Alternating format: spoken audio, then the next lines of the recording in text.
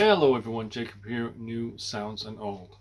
A little vinyl finds video for you today. Some I picked up at a fair, some I picked up at like a flea market, and some records I got from a colleague of mine. So stay tuned. So as always, it's been a while. I it just seems really hard for me to find the time to do these videos. But anyways, here I am now.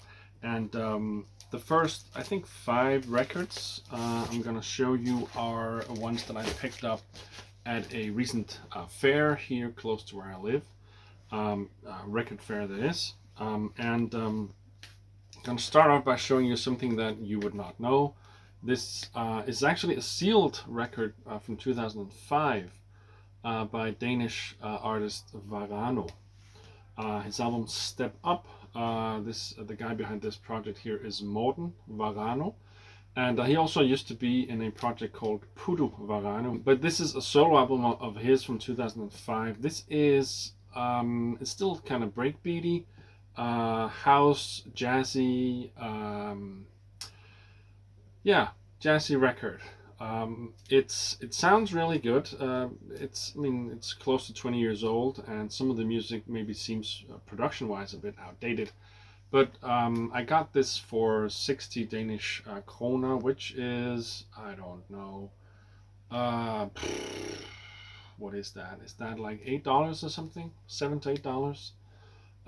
So that was a pretty sweet deal. I'm gonna leave some samples of this album for you to check out.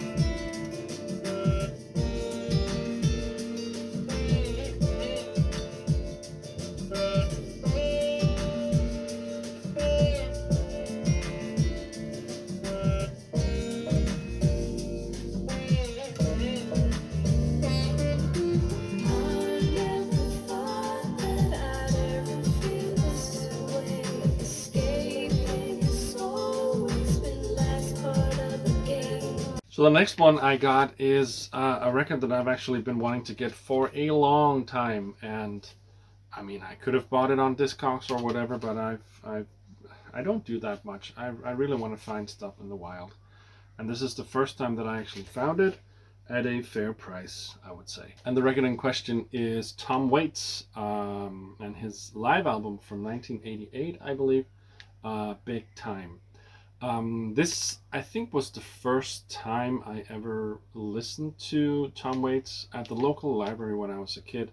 You could borrow or lend, back then in '88 it was only cassette tapes, and I borrowed this cassette tape over and over again because there was just something.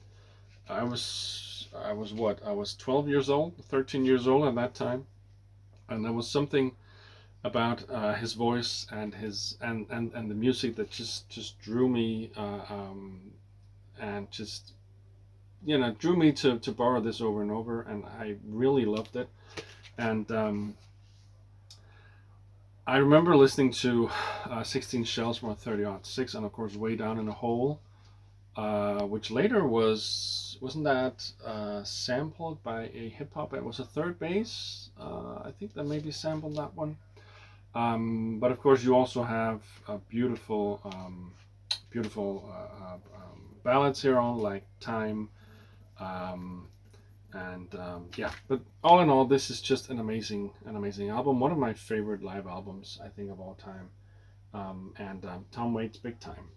From the same seller, I picked up a UK, I think the first UK pressing of Kraftwerk, as I would call it, Kraftwerk if you speak English, but Kraftwerk and their album Autobahn. So this, of course, has a different cover than the German one. This basically has the German Autobahn or highway symbol. Unfortunately, someone has written the name Numi on the front here, but still, it doesn't matter. The record plays okay. it was a bit of a, a bit of a crackle. It looks great, but there was some, hissing and crackling and so on when I played it. But this is a really great album, and I've been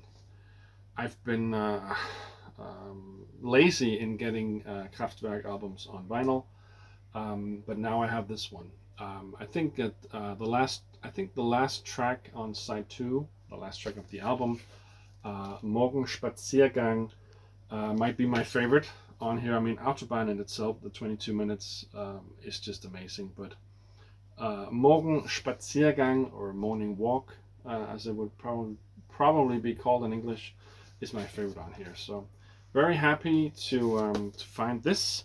I think that this was from 1970. I think this was released a couple of years, maybe the year after the original release, and then of course with a different cover to the original.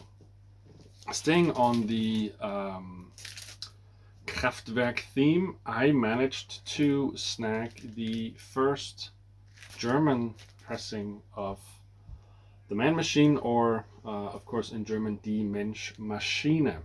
I have this on vinyl with the English version, Man Machine, but if you listen to Kraftwerk, you have to have it in German, I think, because it just sounds better. And I love the German language. I'm one of the few people of the world besides Germans that actually love the German language. I studied it for 10 years, and I love speaking it. I love listening to it, and it's just in my ears, it's a beautiful language.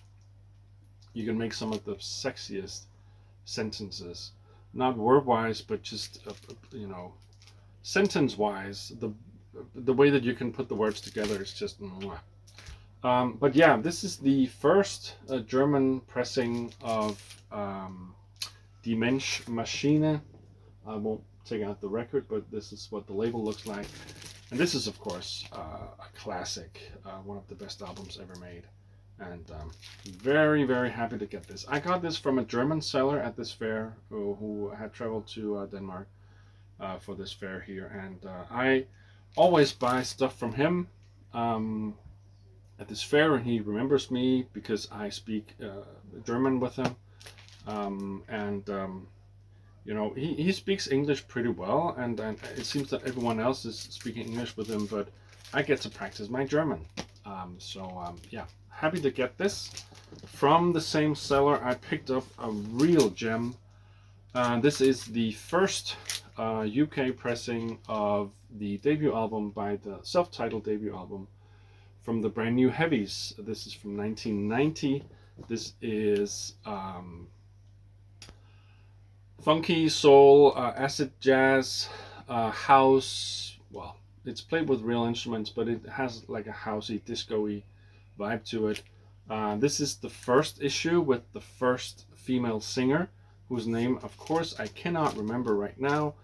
I still need to get better at doing research when I do these videos, or before I do them rather. But this is just a stellar record. In the past 4 or 5 years, I've really been into the jazzy, soul-y, funky stuff. It seems that rock music just doesn't play as big a part in my taste as it used to. So I'm going back to discovering all disco singles and disco albums and funky soul albums, and this one I've been wanting for a long time, and finally it was there. I paid 25 euros for this one. It says 29, but I got it.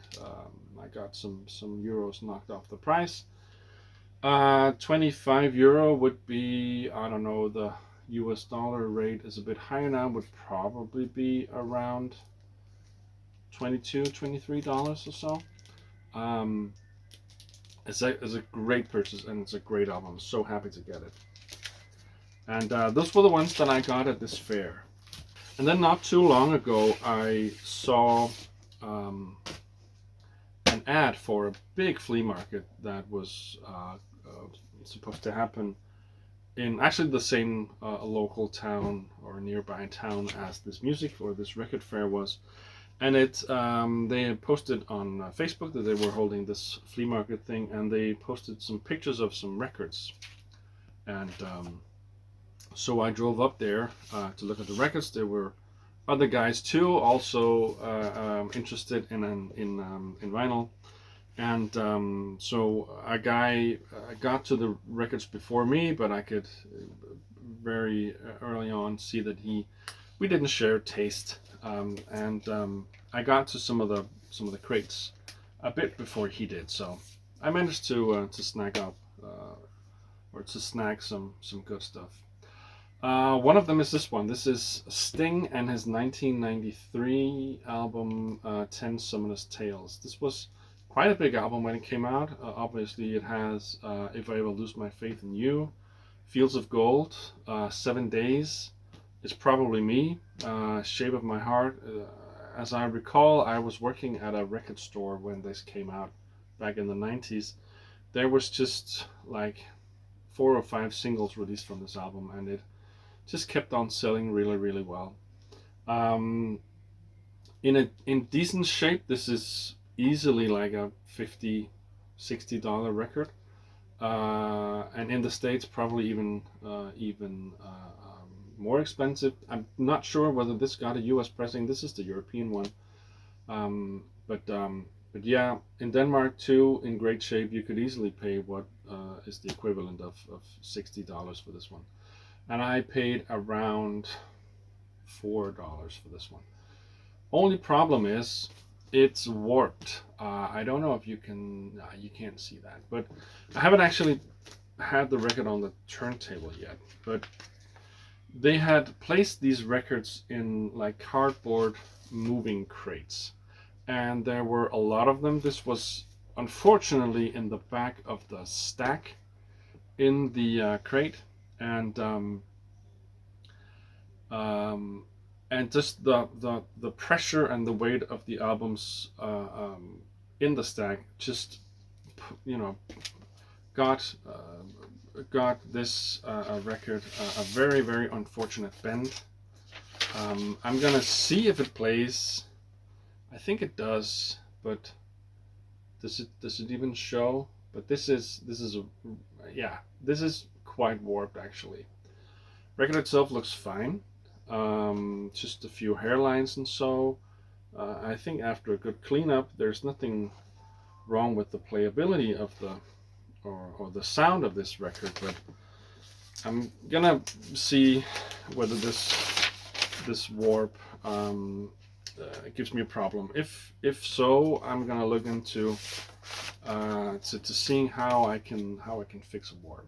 I think I read something about putting a record between two pieces of glass and then leaving it out in the sun or at modest heat and so on, and then the record will flatten. But I'm not sure. But if it doesn't work out, it's so be it. I didn't pay that much for it, and the chances of actually getting a record out that is playable was definitely worth the small investment that was the album. That was the cost of the album. So I paid, I think around $4 for that one, maybe. Yeah, around $4. And the same goes for the next ones that I also picked up at the same flea market. This is Lou Reed's Rock and Roll Animal. This is, I think, a French pressing. Let's see. Oui, Jeu Français Pressing. Yeah, but yeah, this is of course another great Lou Reed album, a live album, I believe. Isn't it live? Yeah, I think it is live. Is it live? I really should do my research. It is live.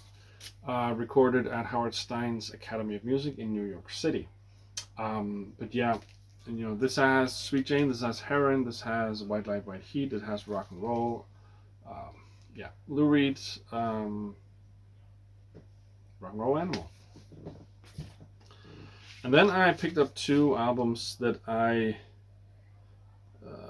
by an artist that I really don't listen that much to, but by a band rather.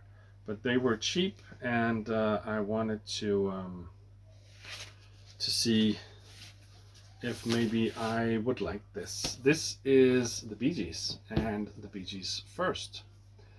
and this has New York mining disaster 1941 amongst other songs. I don't know much of these songs, but like I said, it was somewhat cheap, and I'm gonna give it a go. This is a German pressing. I'm not sure whether this is. I mean, this must be a reissue of some sort. Record looks well. It looks like it has to be cleaned, anyways.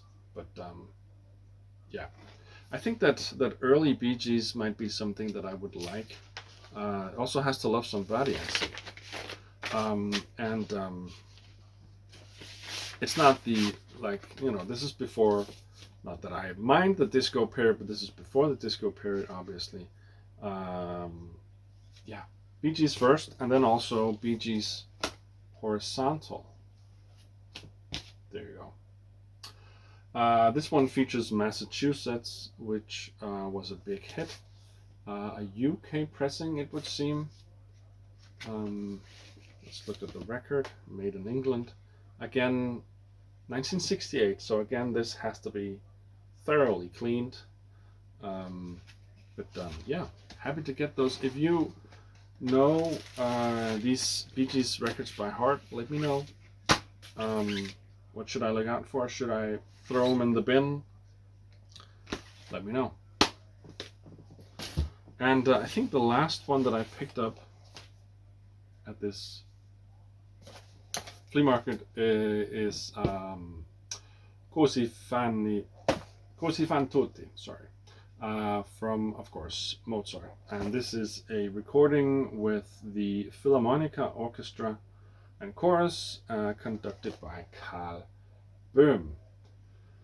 A box set with, I believe, 3 records. And I've been buying a lot of these operas lately, or the ones that I get hold of, and you can buy these very, very cheap. There is, of course, as always, a textbook so that you can sing along, or you can follow the story with text in Italian, Spanish, German, and English. And this looks very, very unused. 1963 was the recording. I'm not sure when this production here was released. It can't be. I don't think that this is, from the 60s too. The records look absolutely unplayed. Released on his master's voice. UK pressings, yeah, Great Britain, made in Great Britain. Yeah, happy to get these. As always with these opera titles, whenever I snatch them, they look unplayed because probably someone, no one has played them. So it's a really, really, it's a really good investment, I think. I love opera, and I'm getting more and more into it. And I don't think that I have Così fan tutte. There was a little card in the box as well that says, heartfelt congratulations on your birthday from your family from Fredericia, which is a city here in Denmark. The 27th of December 1978. So this was given as a present in 78, 2 years after I was born, anyways. But yeah, happy to get this as well. Oh no, there's one more from this flea market. This is a record by a Danish project called Buki Yamas, like a soul, jazz, very jazz, Latin outfit from the late 70s. This is their second album called Segundo. I believe this is their second album. And this is just fusion jazz and Latin stuff galore. And there are hits and misses, to be honest with you, on an album like this, but the hits are definitely worth the investment. And yeah, happy to get this as well on a Danish record label called Stuck, not Stuck, but Stuck, and I'm gonna show you the label as well. So Danish fusion, jazz, Latin stuff from the late 70s. I'm gonna give you a sample of that as well.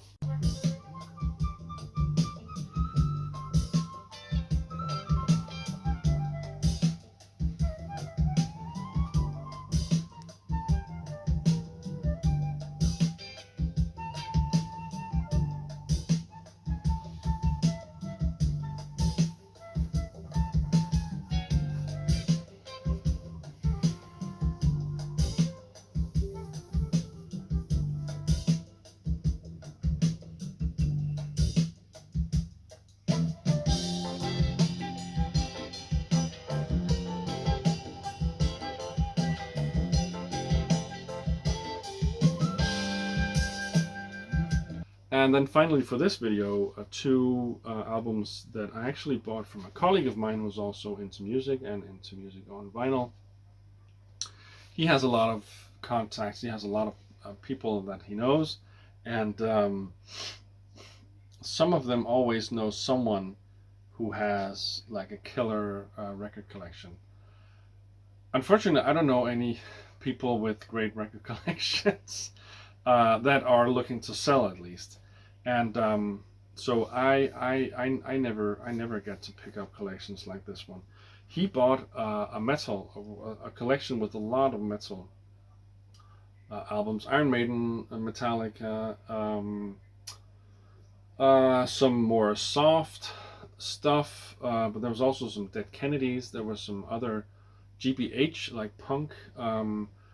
And there was Celtic Frost, their album To Megatherion, which I think if he sells that on an auction on Facebook like he usually does, that will pay for, that will finance the entire money that he spent on the entire collection.